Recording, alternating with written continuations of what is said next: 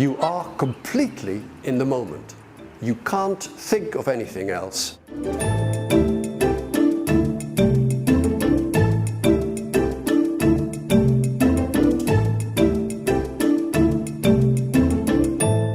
Between, say, 21 and possibly turning 60, I didn't sail, or very little. Hired a boat occasionally during the holidays with the kids, but not much.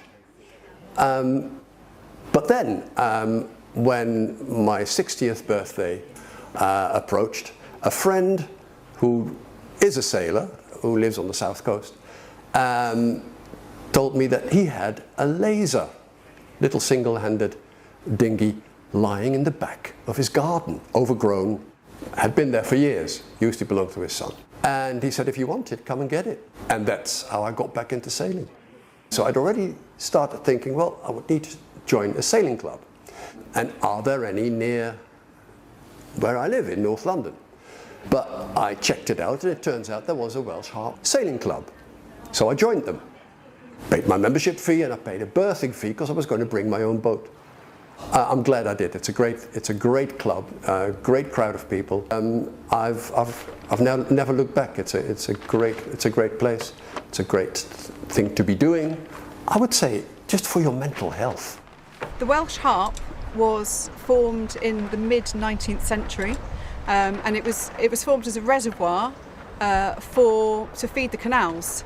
So there was a lot of trade in London, and that trade was going up and down the canals, and so they needed a head of water as all the boats went along. So I think in about 1840 they dammed it to create this head of water.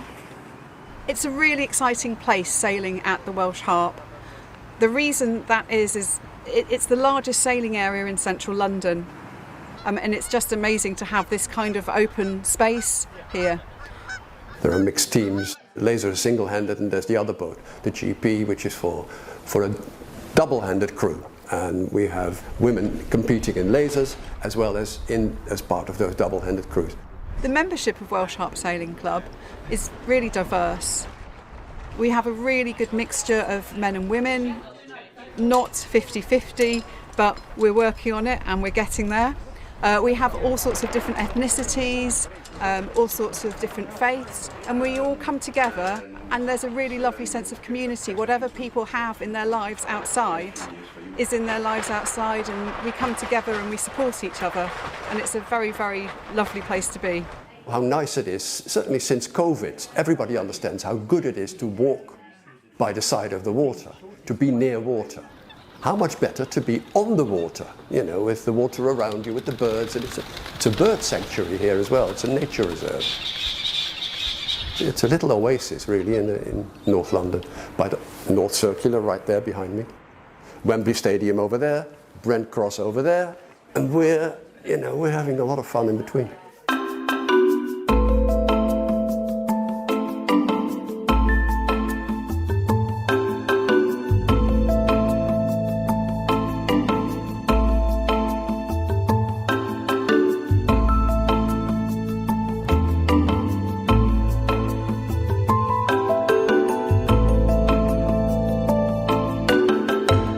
The laser dinghy is it's a one-man boat. It was designed in the 1970s and became one of the biggest, if not the biggest, worldwide fleet of one-man boats. It was an accessible boat, price-wise and size-wise. So it became very quickly adopted into the Olympics and became an Olympic-class boat, and still is an Olympic-class boat. So it's a very dynamic, one-person boat. Everyone's boat is the same. So in theory, we're racing with very equal terms with the same boat, but it's our skills that kind of better each other. So that makes the competitiveness. Okay, and how do I start and stop? Start is so Mika and I are both kind of leads in this laser fleet. Each fleet of sailboats has a captain, and Mika has been our laser fleet captain for a couple of years. On a Saturday morning, people who are experienced sailors but who want to improve their skills in the laser, which is quite a demanding single-handed boat. We aim to be here by 10, changed and boats rigged by 10, We agree an objective, something that we're going to practice, and we're on the water, usually with a powerboat. Powerboat for safety. We always keep safety, and the coaching is done from the powerboat. Sometimes, if there are more than one coach, which often happens, one could be in the powerboat and the other one can be on the water with the others in their own boat, modeling the whatever it is we're trying to practice. 20. Oh, Anselm, you're over the line. Get back. 15. 10, 9, 8, 7, 6, 5, 4, 3, 2, go.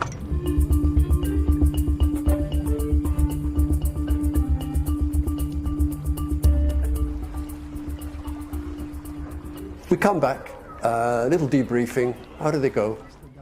We need to eat something, we need to drink something and get ready for that. And so that's the routine of a Saturday morning.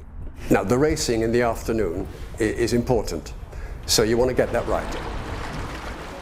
I'd rather rig the boat and be ready for the racing, so I don't have to worry about it. So that's done. All right, yay, thank you guys. The racing itself, well, of course, it depends on the weather. We're always thinking about what the wind is going to do. It's an endless topic of conversation, of course. And did you also notice as he came up to the yellow buoy, the wind direction always changed every single time? Yeah, it is. Because we have a whole opening in the trees here and the building, so what it does is suddenly the wind, instead of being funneled by these trees in that direction, it's open there and just goes straight across. Depending on the strength of the wind, you plan your what you're going to do. And it depends on the weather, what you're going to wear.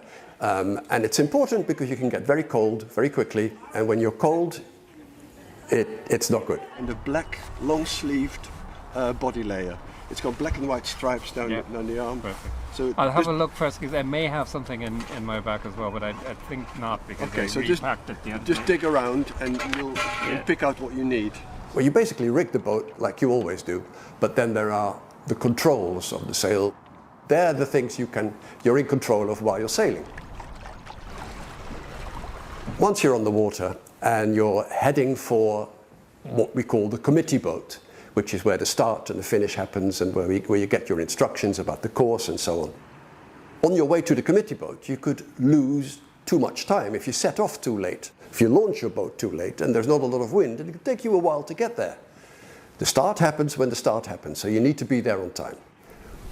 On the gun, you need to be on the line. That sounds obvious, but it's not as easy as that. You can have a bad start and you can be pushed out of your position by others. The rules are complicated, but sometimes you can have a bad start despite all your best efforts. Well, what can go wrong? Almost everything. Assuming we got the rigging right and we didn't make any silly mistakes, and I'm a little bit more experienced now, so I tend not to make those mistakes, although it still happen.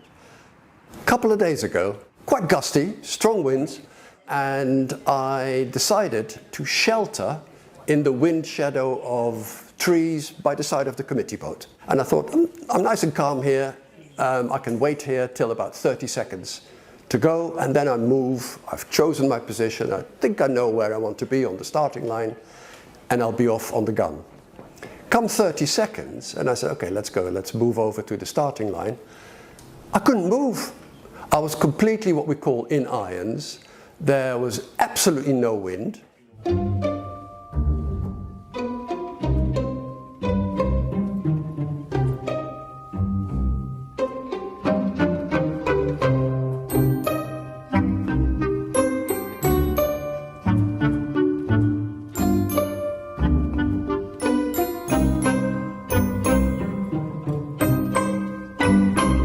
Needless to say, that race was a disaster. I really enjoy close duels, close racing with one or two other boats, regardless of where we are in the overall field of the race. That's exciting. especially when you're on the beat, which means you're sailing into the wind, which means you have to go up at 45-degree angles to the wind, and you keep crossing each other.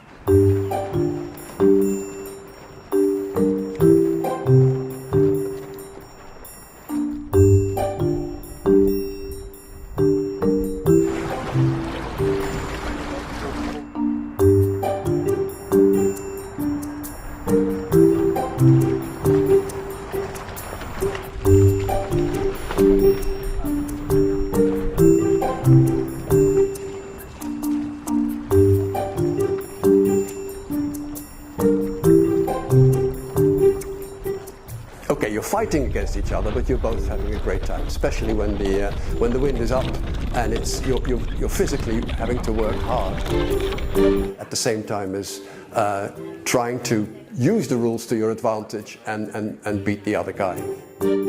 We know what water does to our mental health. Combine that with having to totally focus, be surrounded by people who are also totally focused and who are enjoying doing what they're doing for the same reasons as you are. It's therapeutic and it's just a great fun.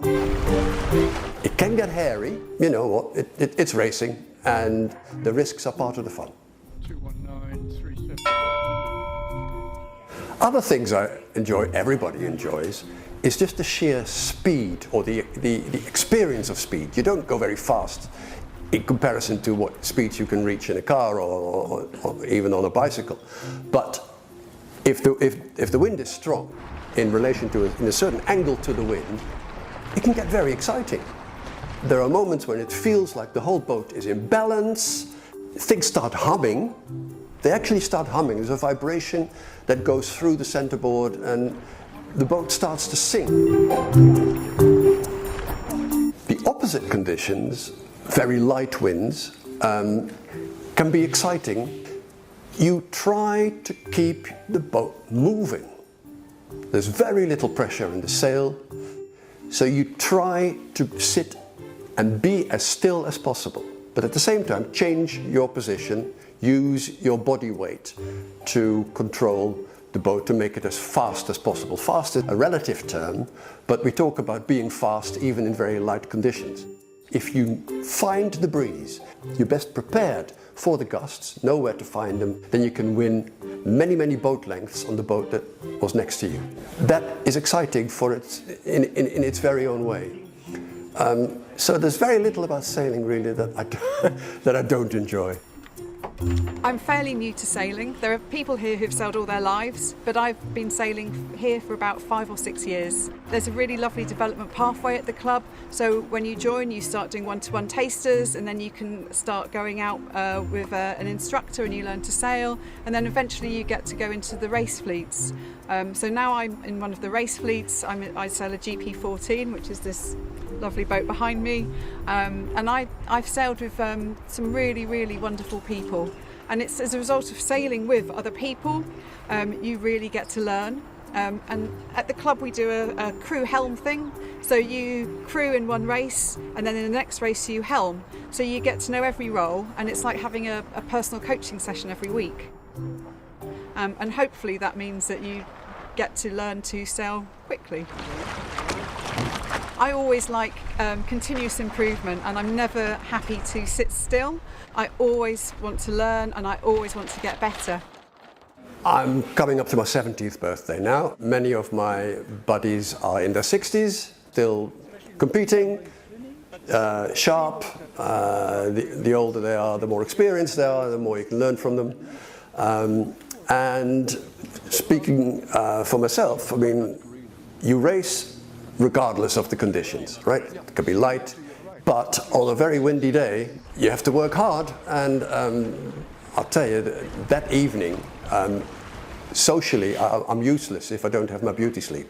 So, so we often have, I don't know, friends over for dinner, or if we're going somewhere else. I must get my sleep in before we go out, because otherwise I end up with my face in the soup, you know. We don't know what tomorrow is going to bring.